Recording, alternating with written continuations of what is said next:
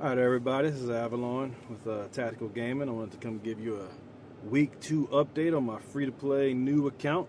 And man, has a lot changed since the last time we talked. So the first thing I'll go over, and I know what you're going to say, I thought this was a free-to-play account, is my new little ship right here. So I got lucky, and during my first 2 weeks, or my second week as my free-to-play account, there was an event, and I was able to pick up the Jelly free-to-play. Which you might not be able to do that unless you get lucky like I did, but if you can, it's a ship worth grabbing. It's just not worth spending on. So right now it's at 14,000, so it's obviously my best ship I got since I'm little bitty. My second one right here is 1230. I'm sorry, 12,370. So let's talk about what's new on my account. So right now, I'd like to say my account has finally started the game. The game has finally begun for me. The reason I say that is because if you go to my factions, I have begun faction grinding. So I would say I'm dual grinding right now because I'm going to go with Cleons and Federation, but I just got Cleons a few minutes ago to 500, and I got a long way to go to get Federation to 500, especially since I'm only hitting 2 or 3 transporters at a time each run. So it's going to take me a little while, and I'm only getting 4 points for killing Romulans for my feds. But all that being said, I am now... My Cleon store is now open for my faction grinding, which is awesome. So you can see my Cleon recruits. I have the ability to pick them up. I don't have any tokens yet because I just opened the store a few minutes ago.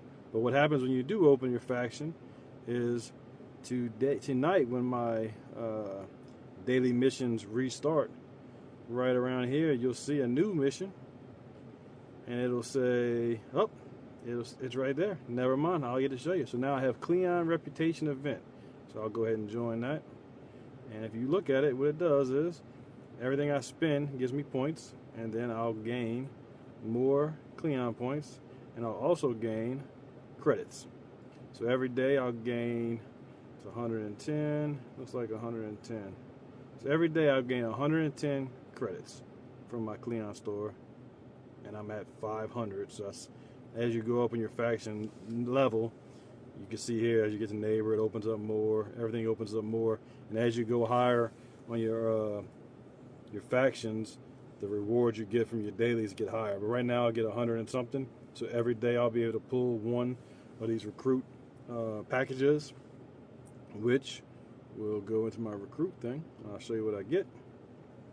And each faction, all 3 has their own store. So you look here. And right now, since I'm low level, I only 1, 2, 3, 4, 5, 7 people, right? So every time I do it, I get to run 1 chest, and I'll start grabbing these guys. Which the great thing for a new account is, once you start maxing some of these guys out, you'll open the transporter pattern store, which gives you even more options to get recruits. And when you've got a small account, you have a strong, some strong characters or heroes or whatever, your officers. Your account will grow substantially. So right now, for example, if you look at my officers, the best one I got is Kirk, and he is ready. You can see my little green arrow there. He's 1,000 strength right now, way more than anybody else. And so if you click on him, it shows he's an epic, but it takes Federation credits to promote him. And guess what I don't have yet? Federation. And once I open that store in a couple days, it'll take me 10 days to get enough to open him. But if I do, his strength goes up dramatically. All right, so the other thing I wanted to show is, let's look at my, so right now I'm at level 14. All right, so my ops level is 14.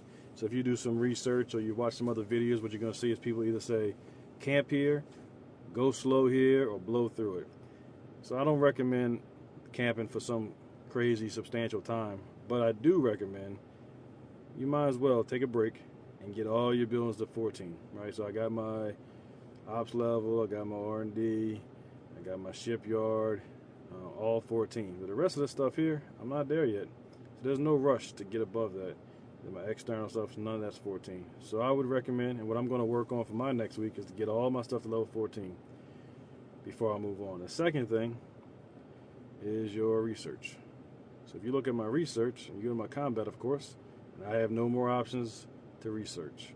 It's all as high as it can go until I update my R&D center or my aeronautics. So I can't move any further on my research as far as combat. But on station, I got a bunch of them. So my goal before I move on, and hopefully before my next week video, is to have all these researches done, to have all these buildings built, and to get this little bad boy leveled up. So I haven't looked yet to see what it's going to take me, but to show you, every one of these levels requires these 2-star explorer parts, or I can spend Latinum, which I don't want to do. So what I have to do now is I have to go and kill explorers. Since I'm level 14, I'll go for like level 15 or so and go kill them. And every time I do, I get an opportunity to get in their chest, I'll get an opportunity to get some parts. And so I need a lot of them. I think I need probably 200 or so to get past this level, I think, to tear this ship up on time. So you figure I need 70, 140. So it looks like I need about 150 parts just to get to level 3, or tier 3, I'm sorry. So anyway, so my goal before next week is I'm going to try to get this bad boy tiered up.